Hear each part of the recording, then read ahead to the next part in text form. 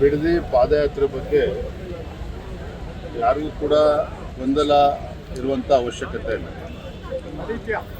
ನಾನು ಕೂಡ ಕಳೆದ ವಾರ ಮಾನ್ಯ ಕುಮಾರಸ್ವಾಮಿ ಅವ್ರ ಜೊತೆಲಿ ದೂರವಾಣಿ ಮುಖೇನ ಮಾತನಾಡಿದಾಗ ಕುಮಾರಸ್ವಾಮಿ ಅವರೇ, ನಾವು BJPನೂ ಕೂಡ ನಾವು ರೈತರ ಪರವಾಗಿ ಇದ್ದೇವೆ, BJP JDS ಇಬ್ಬರೂ ಸೇರಿ ನಾವು ಈ ಪಾದಯಾತ್ರೆನ ಹಮ್ಮಿಕೊಳ್ಳೋಣ, ಏನು ತೊಂದರೆ ಇಲ್ಲ ಅನ್ನೋ ಮಾತನ್ನು ನಾನು ಕೂಡ ಹೇಳಿದ್ದೆ. ಅವರು ಕೂಡ ಸಕಾರಾತ್ಮಕ ಸ್ಪಂದನೆ ಕೂಡ ಮಾಡಿದರು. ತದನಂತರದಲ್ಲಿ JDS ಕಡೆಯಿಂದ ಪಾದಯಾತ್ರೆ ಘೋಷಣೆಯನ್ನು ಕೂಡ ಮಾಡಿದ್ರು, ದಿನಾಂಕವನ್ನು ಕೂಡ ಘೋಷಣೆ ಮಾಡಿದ್ರು.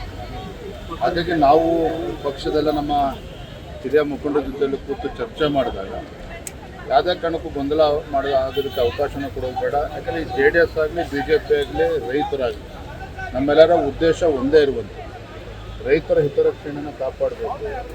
ಈಗಾಗಲೇ JDS ಅವರು ದಿನಾಂಕ ಘೋಷಣೆ ಮಾಡಿರೋದ್ರಿಂದ ಸಾಂಕೇತಿಕವಾಗಿ ಸಿಂಬಾಲಿಕ್ ಆಗಿ ನಾವು ಅವ್ರಿಗೆ ಖಂಡಿತ ನಾವು ಬೆಂಬಲವನ್ನು ಕೊಡಬೇಕು.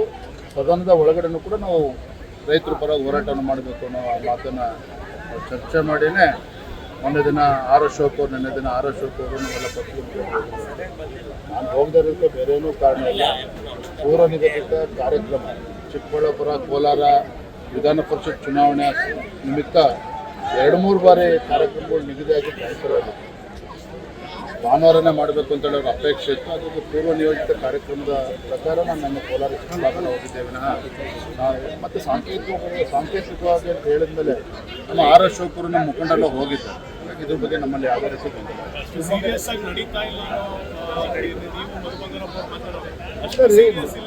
ದಯವಿಟ್ಟು ಅಂತ ತಿಳ್ಕೊಬೇಡಿ.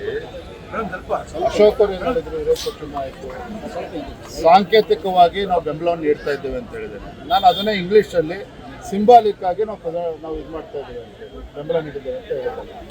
ಎರಡನೇದು, ನಾನು ಹೇಳಿರ್ತಕ್ಕಂಥ ಉದ್ದೇಶ ನೀವು ತಪ್ಪು ತಿಳ್ಕೊಳ್ತಾ ಇದ್ದೀವಿ. ಯಾವ್ಯಾವ ರೈತರು ಬಿಡದಿನಲ್ಲಿ ಮುಂಚೂಣಿಯಲ್ಲಿ ಬಂದು ಹೋರಾಟವನ್ನು ಮಾಡ್ತಾ ಇದ್ರು, ರಾಜ್ಯ ಸರ್ಕಾರದ ಕಡೆಯಿಂದ ಅವರ ರೈತರ ಮೇಲೆ ಒತ್ತಡವನ್ನು ಹೇರಿ ಅವರಿಗೆ ಪರಿಹಾರವನ್ನು ಕೊಡುವಂಥ ಕೆಲಸ ಮಾಡ್ತಾ ಇದ್ದಾರೆ. ಕೆಲವು ರೈತರು ಅದರಿಂದ ಹಿಂದೆ ಸರ್ಕೊಳ್ತಾ ಇದ್ದಾರೆ. ಇದೇ ವಿಚಾರವನ್ನು ನಾನು ಅವತ್ತು ಮಂತ್ರಿಗಳ ಜೊತೆಲೂ ಕೂಡ ಹೇಳಿರುವಂಥದ್ದು. ಅರ್ಥ ಭಾರತೀಯ ಜನತಾ ಪಾರ್ಟಿಗೆ ಇದರಲ್ಲಿ ಆಸಕ್ತಿ ಇಲ್ಲ ಮತ್ತು JDS ಅಷ್ಟೇ ಮುಂದ್ಬಿಟ್ಬಿಟ್ಟಿದ್ದಾರೆ. ಖಂಡಿತ ಆ ಥರದ್ದೇನೂ ಇಲ್ಲ. ನೀವು ಸದನದಲ್ಲೂ ಕೂಡ ನೋಡ್ತಾರೆ. ಬಿಡದಿ ವಿಚಾರ ಇರ್ಬೋದು, ಏರ್ಪೋರ್ಟ್ ವಿಚಾರ ಇರ್ಬೋದು. ನಿನ್ನೆ ನಾನು ಚಿಕ್ಕಬಳ್ಳಾಪುರ ಹೋದಾಗ ಶಿಡ್ಲಘಟ್ಟದಲ್ಲಿ ಅಲ್ಲೂ ಕೂಡ KDB ಭಾಳ ಬಲವಂತವಾಗಿ ಜಮೀನನ್ನು ಒತ್ತುವರಿ ಮಾಡ್ಕೊಳ್ಳೋಕೆ ಹೊರಟಿದ್ದಾರೆ. ಮತ್ತು ರೈತರ ವಿಚಾರದಲ್ಲಿ ನಾವು ಖಂಡಿತ ನಾವು ಭಾರತೀಯ ಜನತಾ ಪಾರ್ಟಿ ರೈತರ ಪರವಾಗಿರ್ತೇವೆ. ಯಾವುದೇ ಗೊಂದಲಕ್ಕೆ ಅವಕಾಶ ಇಲ್ಲ. ಈ ನೆಲದ ಕಾನೂನಿನ ಬಗ್ಗೆ ಅವರಿಗೆ ಗೌರವ ಇಲ್ಲದಂತ ಕಾಣ್ತಾ ಇದೆ.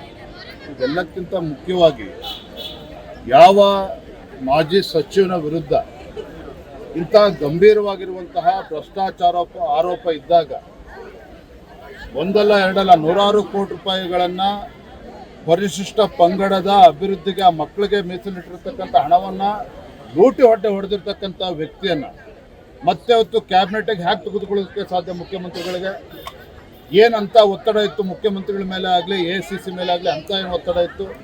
ನಮಗೆ ಇರುವಂಥ ಮಾಹಿತಿ ಪ್ರಕಾರ ಅವರು ಏನು ನಾಗೇಂದ್ರ ಅವರು ಕಾಂಗ್ರೆಸ್ ಹೈಕಮಾಂಡನ್ನು ಕೂಡ ಬ್ಲ್ಯಾಕ್ ಮೇಲ್ ಮಾಡಿದ್ದಾರೆ, ಹೆದರಿಸಿದ್ದಾರೆ.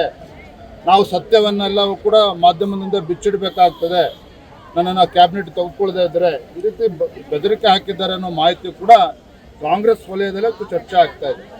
ಹಾಗಾಗಿ ಇದರ ಪರಿಣಾಮನೇ ಇಂಥ ಘೋರ ಅನ್ಯಾಯ ಮಾಡಿರ್ತಕ್ಕಂಥ ಇಂಥ ಮಹಾಭ್ರಷ್ಟಾಚಾರ ಮಾಡಿರುವಂಥ ವ್ಯಕ್ತಿಯ ವಿರುದ್ಧ ಕೋರ್ಟ್ ನ್ಯಾಯಯುತ ಚಾರ್ಜ್ ಶೀಟ್ ಸಲ್ಲಿಸಿದ್ರು ಕೂಡ ತನಿಖೆ ಆಗಿ ಅಂಥ ವ್ಯಕ್ತಿನ ಇಷ್ಟು ಆತುರವಾಗಿ ಕ್ಲೀನ್ ಚಿಟ್ ಸಿಗೋಕ್ಕೂ ಮುಂಚೆನೇ ಅವರನ್ನು ಕ್ಯಾಬಿನೆಟ್ ತೆಗೆದುಕೊಂಡಿದ್ದಾರೆ ಅಂತ ಹೇಳಿದ್ರೆ ಇವತ್ತು ಆ ಸಮುದಾಯಕ್ಕೆ ಮಾಡಿರ್ತಕ್ಕಂಥ ಅಪಚಾರ ಕಾಂಗ್ರೆಸ್ ಸರ್ಕಾರದ.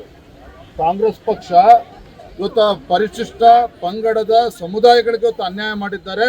ನಾಗೇಂದ್ರ ಅವ್ರನ್ನ ಕ್ಯಾಬಿನೆಟ್ಗೆ ತೆಗೆದುಕೊಳ್ಳೋ ಮೂಲಕ. ಹಾಗಾಗಿ ಭಾರತೀಯ ಜನತಾ ಪಾರ್ಟಿ ಸದನದ ಒಳಗಡೆನೂ ಕೂಡ ನಾವು ಹೋರಾಟವನ್ನು ಮಾಡ್ತೇವೆ, ಸದನದ ಹೊರಗಡೆ ರಾಜ್ಯಾದ್ಯಂತ ಇದ್ರ ಬಗ್ಗೆ ಹೋರಾಟವನ್ನು ಮಾಡಬೇಕು ಅಂತ ತೀರ್ಮಾನ ಮಾಡಿದ್ದೇವೆ. ಯಾವುದೇ ಕಾರಣಕ್ಕೂ ಪರಿಶಿಷ್ಟ ಪಂಗಡದಕ್ಕೆ ಅವರ ಅನ್ನವನ್ನು ಕಸ್ಕೊಂಡಿರ್ತಕ್ಕಂಥ ನಾಗೇಂದ್ರ ಅವ್ರನ್ನ ಕ್ಯಾಬಿನೆಟ್ನಲ್ಲಿ ಮುಂದುವರಿಸಬಾರ್ದು.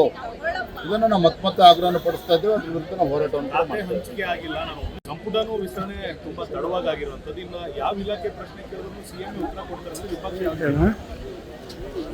ಇಂಥ ಭೀಕರ ಬರಗಾಲದ ಸಂದರ್ಭದಲ್ಲಿ ಇವತ್ತು ಇನ್ನೂ ಕೂಡ ಕೃಷಿ ಸಚಿವರು ಯಾರು ಅಂತ ಗೊತ್ತಿಲ್ಲ. ಕಂದಾಯ ಸಚಿವರು ಕಾಣ್ತಾ ಇಲ್ಲ.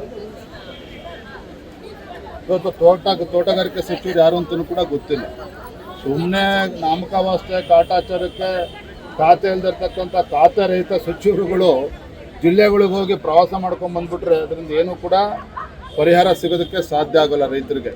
ಈ ಮುಖ್ಯಮಂತ್ರಿಗಳು ಹೋಗಿ ಅಲ್ಲಿ ರಾಹುಲ್ ಗಾಂಧಿ ಮನೆ ಗೇಟ್ ಕಾಯೋ ಬದಲು, ಈ ರಾಜ್ಯದ ರಿಯಲ್ ಎಸ್ಟೇಟ್ ಮುಖ್ಯಮಂತ್ರಿಗಳು DK ಶಿವಕುಮಾರ್ ಅವರು ರಾಹುಲ್ ಗಾಂಧಿ ಮನೆಯ ಗೇಟನ್ನು ಕಾಯೋ ಬದಲು ನೀವು ರಾಜ್ಯದ ಮುಖ್ಯಮಂತ್ರಿಗಳಿದ್ದೀರಿ, ಡೈಲಿ ಕೂತ್ಕೊಂಡು ಮಾಡೋಂಥದ್ದು ಏನಿದೆ, ಬಂದು ವಾಪಸ್ ಬೆಂಗಳೂರಿಗೆ ಬಂದು ಯಾವ್ಯಾವ ಸಚಿವರಿಗೆ ಯಾವ್ಯಾವ ಖಾತೆ ಕೊಡಬೇಕು ಅದನ್ನು ತಕ್ಷಣ ನೀವು ತೀರ್ಮಾನ ಮಾಡಿ. ಎಲ್ಲದಕ್ಕೂ ಕೂಡ ಹೋಗಿ ಡೆಲ್ಲಿಗೆ ಹೋಗಿ ಕೂತ್ಕೊಂಡ್ರೆ ರಾಜ್ಯಕ್ಕೆ ದ್ರೋಹ ಬಗೆತಾ ಇದ್ದೀರಿ. ನ್ಯೂಸ್ ಫಸ್ಟ್ ನಿರ್ಭೀತಿಯಿಂದ ನಿಮ್ಮ ಪರವಾಗಿ.